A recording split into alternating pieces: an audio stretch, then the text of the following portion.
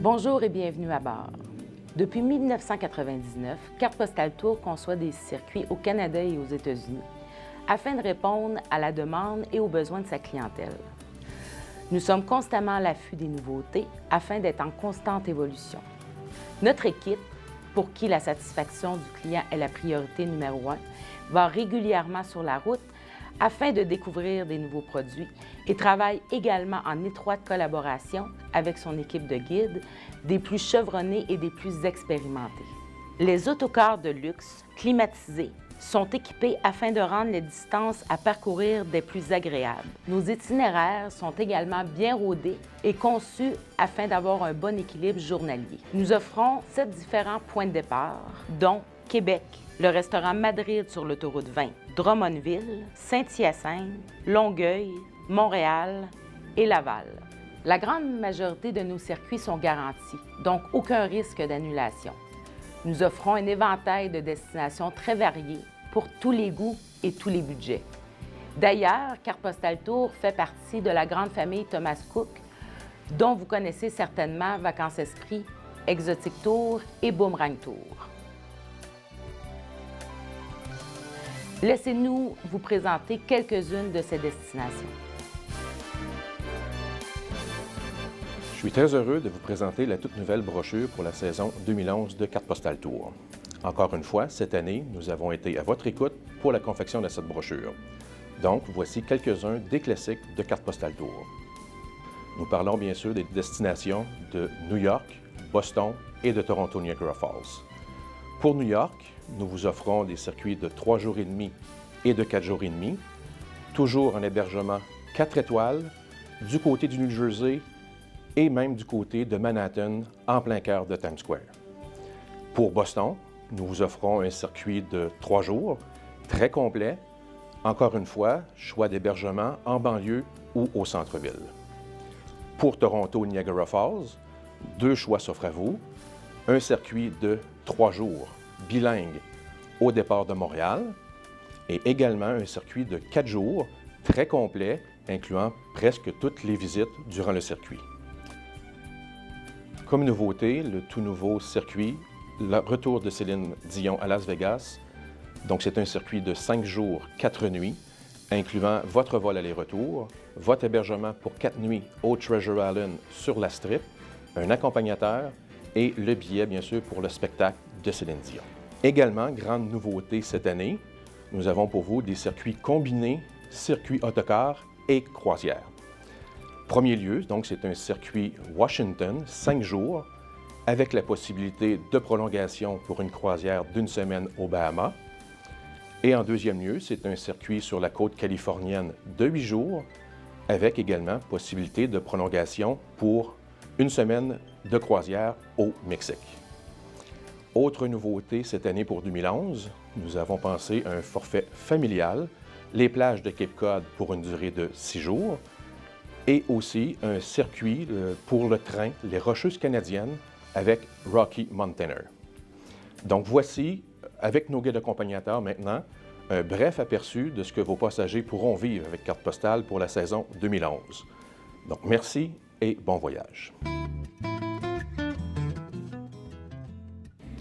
Savez-vous pourquoi j'adore les Îles-de-la-Madeleine et les provinces maritimes? C'est parce que ce sont parmi les rares endroits où je me sens en vacances alors que je suis au travail. Quand les gens me demandent pourquoi les Îles-de-la-Madeleine, je leur réponds la meilleure pizza aux fruits de mer que j'ai jamais mangée. Je leur réponds aussi, bien entendu, le fromage pied de vent, qui est une des spécialités des îles, mon fromage préféré au Québec. Et j'ajouterais, bien entendu, les fruits de mer, parce qu'ils sont frais, et je pense particulièrement au homard. Le homard qui a été popularisé par Paul Bocuse jusqu'en France. Quand on arrive en bateau aux îles, la première chose qu'on remarque à Cap-aux-Meules, la capitale, ce sont les collines. Ensuite, les falaises de grès rouge. Et au-delà de ces falaises, quand on s'enfonce à l'intérieur du territoire, les dunes de sable. Ça, c'est une particularité des îles. C'est assez unique au Québec. Ces dunes de sable-là sont balayées par le vent, vont être modifiées au gré des saisons et, évidemment, aussi un peu partout des maisons et des maisons très, très, très colorées. Au-delà de la bouffe et des paysages, votre meilleur souvenir des îles, ça va être les Madelinos. Les Madelinots ont un parler très coloré, un peu comme leur maison, et vont vous faire découvrir leurs îles avec passion à travers les nombreuses visites qu'on va faire là-bas. Pour se rendre aux îles, il y a deux possibilités. Première possibilité, un voyage organisé classique qui vous permet de découvrir les îles en autobus. Deuxième possibilité, le CTMA. Le CTMA, c'est un bateau qui part du quai Bickerdike dans le Vieux-Montréal et qui se rend aux îles en empruntant, évidemment, le majestueux fleuve Saint-Laurent. Dans un cas comme dans l'autre, vous aurez la possibilité, durant 3 jours, de découvrir les magnifiques îles de la Madeleine. Pour ce qui est des provinces maritimes, première question, quelles sont les provinces maritimes? Les provinces maritimes, il y en a 3. Il y a le Nouveau-Brunswick, la Nouvelle-Écosse et l'île du Prince-Édouard. Quand on me parle des maritimes, on me demande quelle est la particularité de ces îles. Je vous dirais la diversité. La diversité des paysages, la diversité aussi des sites culturels. Si on parle par exemple des paysages, on pense tout de suite à la Cabot Trail qui se trouve dans l'île du Cap-Breton en Nouvelle-Écosse. La Cabot Trail, c'est une route en lacet avec des falaises donnant à la fois sur l'océan Atlantique et aussi le golfe du Saint-Laurent. La Cabot Trail, c'est la plus belle route panoramique dans l'est du Canada. On pourrait rajouter en tant que paysage aussi les rochers Hopewell qui se trouvent dans le sud du Nouveau-Brunswick, des rochers balayés par les eaux de la baie de Fundy, là où on a les plus hautes marées au monde, des rochers qui ont ceci de particulier que ce sont des pots de fleurs en haut desquels subsiste de la végétation, des arbres et un peu de verdure. Maintenant, pour ce qui est de la culture, je vous parlerai de 2 villages en particulier sur la côte de la Nouvelle-Écosse. Tout d'abord, Peggy's Cove. Peggy's Cove, c'est un petit village de pêcheurs, des roches blanches, surmonté par un phare qui est un bureau de poste en été. C'est vraiment la carte postale des provinces maritimes. Pas très loin de Peggy's Cove, vous avez aussi le village de Lunenburg. Lunenburg, c'est un site du patrimoine mondial, des petites maisons colorées qui sont installées dans un plan en damier si typique en Amérique du Nord. Maintenant, on pense bien entendu à la nature, on pense aux sites culturels, mais comment peut-on aller dans les maritimes sans voir les Acadiens? Les Acadiens, eux aussi, vont mettre de la couleur dans les maritimes, comme les Madelinots le font dans leurs îles. Au Nouveau-Brunswick, il y a des sites qui nous font découvrir cette culture extraordinaire. Je pense entre autres au village historique acadien et aussi le pays de la Saguine. Le pays de la Saguine d'Antonine Maillet, où les personnages qu'elle a créés nous font véritablement vivre la culture acadienne.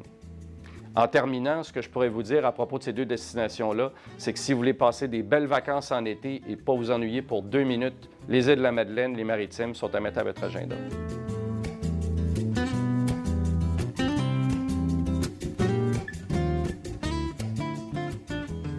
Vous avez envie de découvrir l'Alaska et l'Ouest canadien? Pourquoi ne pas prendre une croisière? Vous allez vivre des moments fabuleux. Tout le long de la côte de l'Alaska, ce n'est que montagne, sommets enneigés, des baleines que l'on voit, des villes, des villages de toute beauté. Vous allez sortir de cette croisière avec la mémoire remplie, pas seulement votre mémoire de caméra, mais votre mémoire aussi à vous, remplie de souvenirs extraordinaires, de ces gros blocs de glace qui s'écroulent dans la mer, dans un fracas de tonnerre qu'on appelle le tonnerre blanc, de Skagway qui est grouillante. Vous pouvez vous offrir le train qui vous amènera au Watt-Pass. Vous allez vivre, vous allez enfin voir ce que ces milliers de personnes à la fin du 19e siècle ont vécu, ont dû franchir à pied pour se rendre sur les bords de rivières pour trouver de l'or. Skagway est grouillante. Ce n'est pas les boutiques de souvenirs, ce sont les saloons qui vont vous allumer. À bord d'un bateau luxueux, vous allez vivre des repas exceptionnels, voir des couchers de soleil à couper souffle. Et à l'arrivée de Vancouver, vous serez émerveillé encore par cette semaine passée à bord du bateau. Le passage intérieur, selon moi, c'est considéré comme un des plus beaux passages maritimes au monde. Vous avez d'un côté la mer, de l'autre côté, vous avez les montagnes, vous avez des sommets enneigés, vous avez les baleines qui viennent parfois vous saluer, vous avez ces grands aigles à tête blanche qui viennent parfois frôler le bateau. Ce sont des images qui restent gravées à jamais dans la mémoire. Arrivé à Vancouver, hop, sur le bus, et on commence la visite. Le pont suspendu de Capilano, que bien des gens craignent de passer.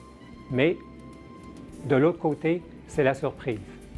Vous verrez les premiers arbres géants, ces grands cèdres rouges, ces sapins Douglas. Et la ville de Vancouver, qui ressemble de plus en plus à un petit New York, avec toutes ses gratte-ciels. Son parc Stanley, en plein cœur du centre-ville. Le quartier chinois, qu'il faut voir. Et après ça, c'est le traversier vers l'île de Vancouver, que bien des gens mélangent. La ville de Vancouver, l'île de Vancouver, alors il faut être là pour voir la différence. Et c'est la route vers Victoria. On fait un arrêt à Chemminus, une petite ville toute sympathique, où on a eu l'idée de raconter sur les murs l'histoire de l'île et de la ville. On arrive à Victoria, remplie de charme britannique. On appelle cette ville parfois qu'elle est plus britannique que Londres, si vous voulez, avec ses jardinières de fleurs suspendues partout dans la ville, son château l'Empress, son parlement, avec toutes ces lumières qu'on voit le soir. Et un voyage, enfin, qui vous amène au Jardin Bouchard. Ces jardins plus que centenaires, que Mme Bouchard a commencé elle-même dans une vieille carrière. Vous resterez marqué par toutes les images, par toutes les fleurs que vous verrez. Et la route vous amènera de retour sur le continent. Et là, c'est la découverte de la chaîne côtière, le fleuve Fraser, les pics enneigés, la route qui semble parfois suspendue entre ciel et terre. Souvent, j'entends des O et des A dans les bus, tant que les gens sont émerveillés par ce qu'ils voient. On arrive à la grande montagne de Mont Robson. Du haut de ces 4000 mètres, ils vous contemplent. Et c'est l'arrivée sur Jasper, une petite ville qui semble endormie dans le temps. Elle n'a pas beaucoup changé par rapport à Banff. Elle est nichée au creux des montagnes. Et le matin, au réveil, il n'est pas rare de voir ces wapitis, ces chevreuils qui gambadent sur la rue principale ou sur la pelouse de l'hôtel. Alors vous voyez, tout ça demeure des souvenirs exceptionnels. Et c'est la route des glaciers, une des plus belles au monde, avec tous ces sommets de 3000 mètres par dizaines et ces glaciers. On s'arrêtera au glacier Columbia. Une excursion en auto-chenille vous amènera sur le glacier. Une expérience extraordinaire. C'est comme faire un pas de géant 10 000 ans en arrière, si vous voulez. Et en arrivant sur Banff, vous allez découvrir cette ville magnifique qui est nichée entre des montagnes de 3000 mètres. Alors, sûrement la ville la plus exceptionnelle et la plus populaire des Rocheuses. Vous serez emballé par tant de boutiques de souvenirs, parce qu'on sait très bien que même si vous faites du tourisme, on aime bien aussi acheter des souvenirs. Vous verrez le château de Banff, un des fleurons de l'hôtel CP Fairmont. Vous verrez son centre des arts, qui est réputé mondialement. Les cheminées des fées, ces formations géologiques qui sont sacrées chez les Indiens. Et après ça, c'est la route vers Calgary. Calgary, grand centre des compagnies pétrolières canadiennes, centre administratif. Vous verrez les gratte-ciels du centre-ville, sa rue piétonne, les installations des Olympiques de 1988 et la tour de Calgary, où on terminera le circuit par un souper d'adieu avec une vue exceptionnelle de la ville et de sa région. Ou, si vous avez envie de découvrir plus en profondeur l'Ouest canadien, vous pouvez prendre le circuit de 14 jours qui vous amènera jusque dans la vallée de l'Okanagan pour ses vergers et ses vignobles, et Whistler pour ses sommets enneigés. Bon voyage!